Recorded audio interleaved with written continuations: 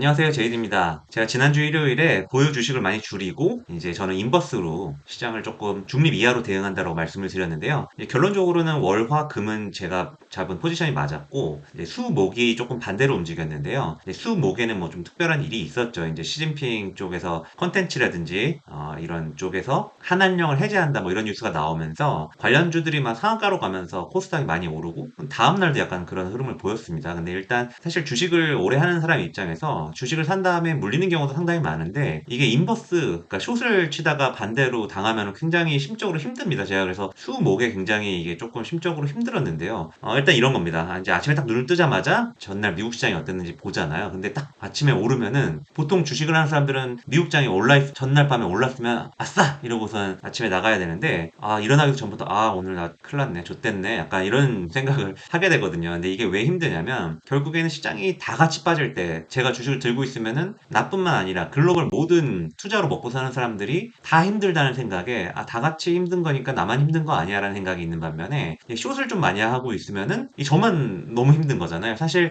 일반 투자자분들 중에 거의 99%는 이제 위로 베팅을 하고 아래로 베팅하는 사람 별로 없잖아요. 근데 저처럼 양쪽 다 하는 사람들은 가끔씩 이렇게 역광방 당하면은 매우 힘듭니다. 그래서 혹시나 제가 이 말씀을 드리는 거는 제가 찍은 방송 보시고 혹시 인버스 이런 거 좀 사셨다가 중간에 조금 힘든 이제 심리를 겪으셨을까봐 구독자분들께서 말씀을 드리는 거고요. 이제 현재 미국 지수에 대한 생각을 좀 지금 많이 하고 있는데 뭐 이렇습니다. 일단 이거는 좀 차트로 좀 보면서 말씀을 드릴게요. 이 보시면 다우지수 일봉인데요. 제가 늘 막힐 거라고 말씀을 드리는 이런 200일선을 기본적으로 돌파를 했죠. 주봉으로 봐도 여기서 막힐 가능성이 높습니다라고 말하는 포인트가 이런 부분들인데 다우는 뚫었어요. 이제 반대로 보시면은 S&P를 보시면은 S&P는 아직 이런 지점에 있고 물론 다우가 뚫고 갔기 때문에 따라서 갈 수는 있겠죠. 주봉으로 봐도 조금 더 올라서 이 정도까지는 오를 수 있겠지만 일단은 막힐 가능성이 높은 자리로 저는 판단을 합니다. 나스닥을 또 보시면은 나스닥은 계속 말씀드린 것처럼 올해 한 여름 정도부터 200주선이라는 강력한 선을 사실상 못 넘기고 있는 거예요. 그래서 이게 치고 올라가지는 못하고 있고 일봉으로 봐도 일단 나스닥은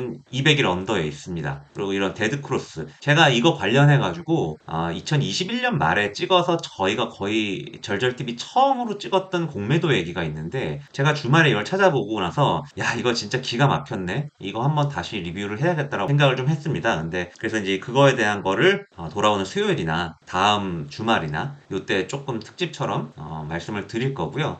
그래서 결론적으로 나스닥 S&P는 좀 막혔고 다우는 뚫었다 이렇게 보시면 될 것 같습니다. 근데 보시면은 이게 다 똑같은 지수가 아니에요. 다우는 30개 종목으로만 구성이 되어 있고 이제 S&P랑 나스닥은 훨씬 많은 종목들로 구성이 되어 있죠. 그리고 다우에 들어가 있는 종목들은 모두 다 S&P에 포함이 되어 있습니다. 그리고 다우는 그냥 30종목의 개별 산술 평균으로 수익률을 계산을 하는데 S&P는 이제 시가총액 방식으로 해가지고 그러니까 대표성은 무조건 S&P 500이랑 나스닥이 가지고 있다고 보시면 될 것 같고요. 그래서 다우가 뚫었다고 시장이 갈 거다라고 환호하기보다는 방금 말씀드린 것처럼 S&P 500이랑 나스닥만 보시면은 단기로 조금 바뀔 수 있는 자리다라고 보시면 될 것 같고요. 마침 오늘 어제죠. 어제자 이제 신문에 이제 미국 그루들의 생각이 어떤가에 대한 기사가 나왔는데 이제 레이 달리오는 사실상 은퇴했죠. CIO로서 은퇴를 하고 뭐 그러는데 일단 마지막 이 사람이 이제 주도해서 하는 포지션에서는 매도에 집중을 했고 소비재를 그나마 샀고 이제 제가 가장 많이 의견을 참고하는 하워드 막스라는 분은 3분기에 엄청 시장 빠졌을 때는 주식을 싸게 살 수 있는 기회다라고 이제 했지만 지금 최근엔 S&P 500 풋옵션을 늘렸습니다. 이 얘기는 무슨 얘기냐면 이분은 아마 3분기에 시장이 많이 빠졌을 때 종목들을 많이 산 것 같아요. 근데 이제 단기로 이 주식을 다 팔기보다는 이 시장이 빠질 수도 있다라는 어떤 평균 회귀의 원칙에 의해서 빠질 수도 있다는 생각을 하면서 이 주식을 다 팔지는 못하니까 풋옵션으로 해지를 좀 한 느낌입니다. 그래서 일단 하워드 먹스도 단기적으로는 조금 하방 압력을 느끼고 있다라고 보시면 될 것 같고요. 드러켄밀러 뭐 이런 사람들은 뭐 약간 매수에 좀 더 집중을 하는 거고 근데 이분도 이제 소비재랑 바이오 쪽을 샀다라고 보시면 될 것 같아요. 막 강하게 뭐 이렇게 IT를 많이 사고 뭐 이런 건 아니고 캠피셔도 대표적인 시장 긍정론자인데 지금 조금 관망하는 스탠스고 워런 버핏은 하여튼 앞서 말씀드린 분들이랑은 좀 다르죠. 이분은 뭐 시장이 어떻게 되고 난 이건 모르겠고 그냥 나는 정말 엄청 현금 흐름이 좋고 가치 평가가 절하되어 있는 애들 위주로 산다 해서 뭐 TSMC랑 뭐 옥시덴탈 뭐 이런 정유주에 이제 집중을 했기 때문에 전반적으로 보면은 시장이 움직이는 거에 좀 예민한 투자자분들은 지금 위로 쏘기보다는 중립 혹은 그 이하로 보고 있다라고 보시면 될 것 것 같고요. 그러니까 다행이에요. 저도 제 생각이랑 좀 비슷한 것 같아서 약간의 위안을 얻는 건데 이분들이 엄청 저 같은 개인이랑 비교할 수 없을 정도로 뛰어난 분들이지만 사실 시장을 보는 눈이나 예측력 이런 거에서는 인간이 가지고 있는 뭐 기본적인 큰 차이는 없다라고 보고 있습니다. 저도 이거를 뭐 십몇 년을 했기 때문에 물론 뭐 전업으로 한 건 5년밖에 안 됐지만 저도 이제 그런 상황이라고 보시면 될 것 같고 그래서 저는 이제 현재 시점에서 현재랑 내년까지의 투자 전략을 좀 생각을 해보면은 금리를 엄청 빠르게 올리는 이런 속도는 조절을 한다라고 뉘앙스를 지난달부터 줬잖아요. FOMC에서 계속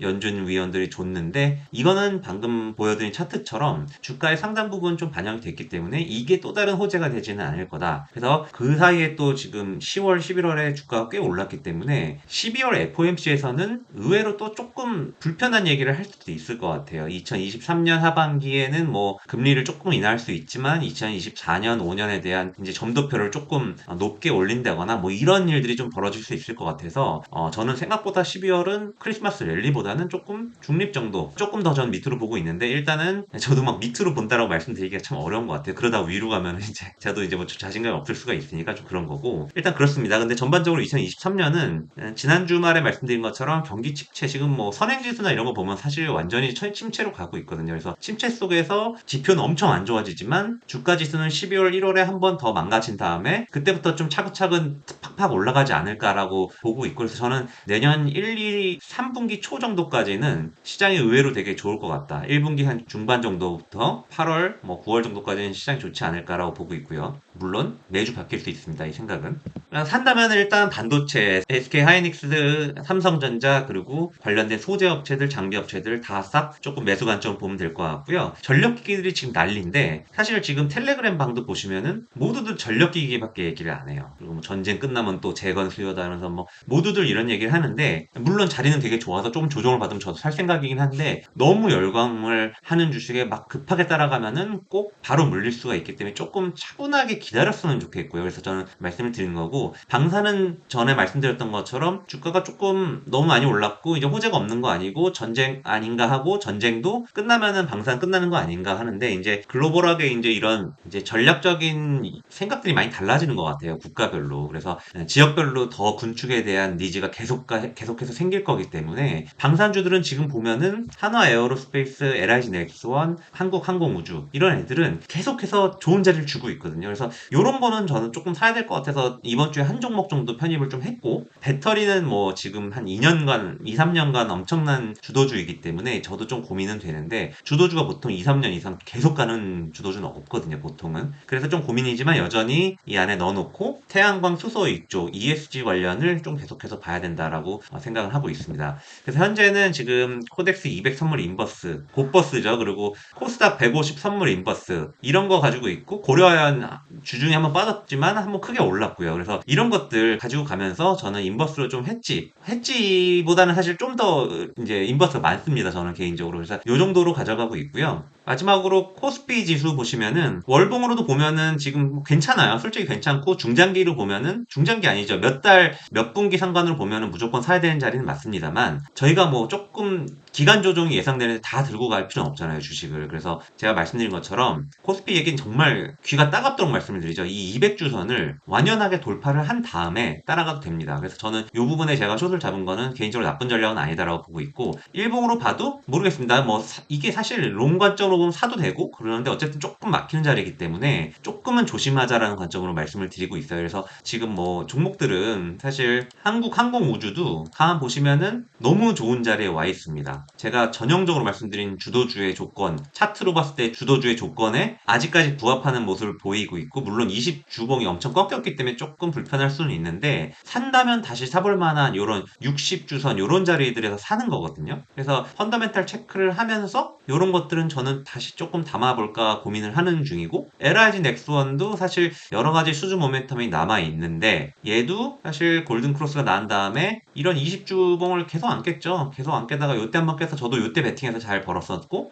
계속 지키고 있거든요. 이런 자리들? 사실 여기까지 내려오면 더 좋죠. 싸게 살 수 있을수록 좋은데 어쨌든 이런 방산주들이 안 끝나 보이고요. 일단 대표적인 전력기기 업체인 현대일렉트릭이나 뭐 재룡전기 너무 좋은데 단기로는 조금 과매수 상태인 건 맞습니다. 물론 과매수를 안 보이고 가는 주도주는 없기 때문에 당연한 거기도 한데 저는 최소한 21선 정도까지는 한번 기다렸다가 살 기회 주고 제일 좋은 거는 51선 뭐 이렇게 내려오는 게 제일 좋죠. 근데 사실 이런 걸 위에서 사서 물리는 것보다는 기다렸다가 사는 게 좋습니다. 기회는 또 언젠간 주고요. 무슨 일이든 일어나서 조금씩은 조정은 옵니다. 그래서 뭐 영원히 계속 오르는 종목은 없고 그렇기 때문에 좀 인내심을 가지시면은 좋은 기회가 있을 거라고 보여지고요. 마지막으로 인버스 차트 잠깐 보여드리면은 금요일엔 좋았죠. 그래서 쭉 오르다가 인버스가 사실 이 인버스 차트를 종목명을 가리고 이런 종목 살래 팔래 하면 저는 무조건 사거든요. 이런 거는. 근데 이게 인버스인 거예요. 그냥 이거를 인버스라고 생각하지 마시고 그냥 하나의 종목이라고 생각하고 사시면 훨씬 편하고 일봉으로 너무 좋은 자리고 사 모으기 좋은 자리고 주봉으로 봐도 좀 더 가깝게 보면은 너무 좋은 자리예요, 사실. 그러니까 시장이 최근에 좋았다는 얘기죠, 좀. 이제 좋았다는 얘기인데, 올 초에 이제 한번 요런 자리를 찍고 계속해서 시장이 빠졌기 때문에 계속 오르다가 최근에 이제 급격하게 반등이 나오면서 여기까지 내려왔는데, 이렇게 보면 단기적으로는 저는 인버스가 조금 유리한 것 같아요. 더 밑으로 빠지기보다는, 인버스가 주봉으로 골든 크로스를 만들기 위한 움직임을 보여주고 있는 것이기 때문에, 요 관련된 얘기는 제가 공매도 편 말씀을 드리면서 또 좀 더 말씀을 드릴게요. 그리고 코스닥 인버스도 사실상 마찬가지입니다. 코스 P보다는 조금 확률이 낮아 보이는데 한번 해볼 만한 자리에 와 있고 이 50, 초록색 50주봉, 60주봉이 평평하다가 우상향을 하기 시작했다는 점을 좀 보셨으면 좋겠어요. 그래서 요거는 어쨌든 종목을 사서 가져가시는 건 좋은데 일부 좀 해지를 하시는 12월이 됐으면 좋겠습니다. 너무 부정적인 얘기를 드린 것 같은데요. 저는 펀더멘탈로 이빠이 사서 들고 가는 펀더멘탈리스트가 아니라 지금은 일종의 시장 플레이어가 됐기 때문에 그런 관점에서 말씀을 드리는 거고요. 그래서 지금 조금 내년 6월 정도까지를 보고 사기 좋은 종목들이 워낙 많기 때문에 일률적으로 말씀드리는 건 아니고 이제 지수 자체가 좀 그럴 수 있다 정도로 말씀을 드리는 거고 그래서 저는 12월이 조금 쉬고 싶은 느낌도 좀 있고요. 그래서 전반적으로 12월, 1월은 약간 이런 스탠스로 갈 거다라는 얘기를 지금부터 미리 말씀을 드립니다. 오늘도 긴 내용 시청해주셔서 감사드리고요. 구독과 좋아요 꼭 좀 부탁드립니다. 감사합니다.